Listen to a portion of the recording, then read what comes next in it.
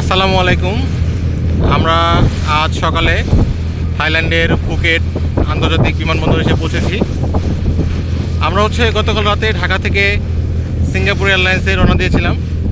আমরা ঢাকা থেকে সিঙ্গাপুর এসেছিলাম, তারপর আমাদের সিঙ্গাপুরে 2 ঘন্টা ট্রানজিট ছিল। এরপরে আমরা সিঙ্গাপুর থেকে আমরা চলে এসেছি সরাসরি ফুকেট ইন্টারন্যাশনাল এয়ারপোর্টে। তো ফুকেটের আমরা ফেরিতে এখন যাচ্ছি আমরা ফিফি আইল্যান্ডে। আমরা ফিফি আইল্যান্ডে থাকবো 3 রাত। এরপরে আমরা আবার এই জাহাজে করে চলে আসবো ফুকেটে। সবাই সৌন্দর্য উপভোগ করার জন্য শিপের সিট ছেড়ে শিপের বাইরে চলে এসেছে। অনেক সুন্দর। আমরা কেবল সমুদ্রের মধ্যে ঢুকছি। 2 ঘন্টার মতো সময় লাগবে আমাদের।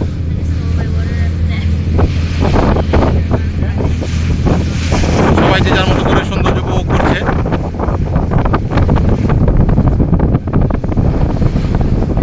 অনেক সুন্দর পরিবেশ।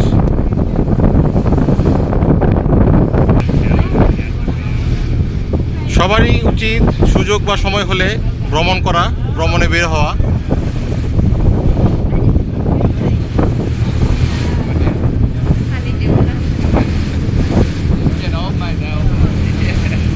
অনেক ঢেউ, তো ঢেউগুলো দেখা যাচ্ছে না।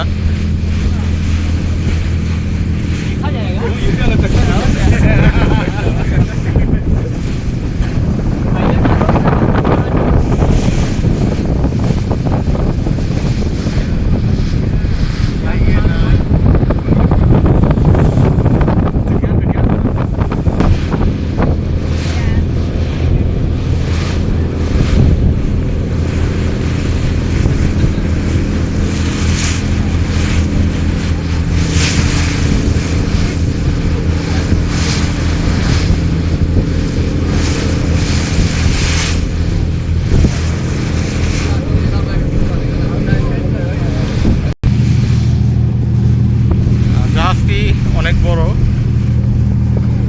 আমি আমার চশমাটি ভুলে ব্যাগে রেখে এসেছি, তো চশমাটি আনতে যাচ্ছি এখন।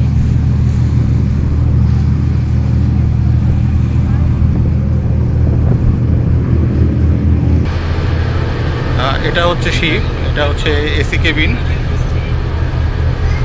প্রচণ্ড ঠান্ডা ভিতরে। আমার সিটটা একদম সামনে। এখন চশমা নিয়ে আবারও উপরে চলে যাব।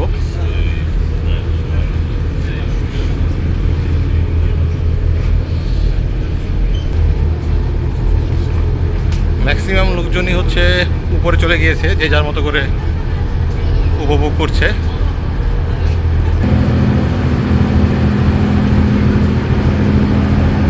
পুরাই অস্থির পরিবেশ।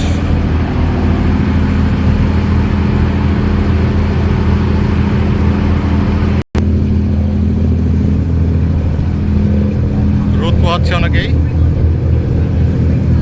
এত বাতাসের কারণে রোদের তীব্রতাটা বোঝা যাচ্ছে না।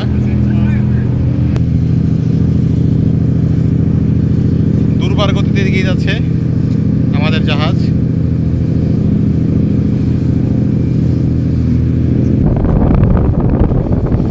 এখান থেকে ভিউটা অনেক ভালো পাওয়া যাচ্ছে।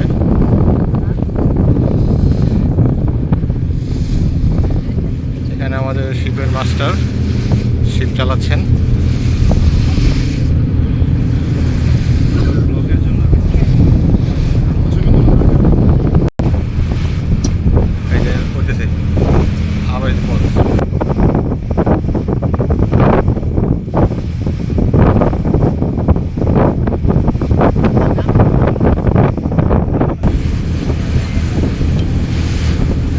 সামনে যে 2জন বসে আসেন, ওনারা আর শুরু থেকে বসে আসেন, আর উঠছেনই না।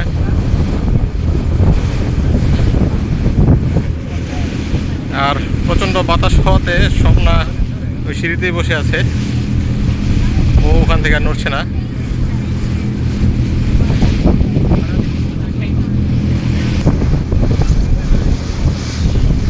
প্রতিটি ধাপে ধাপে আমরা ভিডিও করব আর আপনাদেরকেও দেখাবো ইনশাল্লাহ।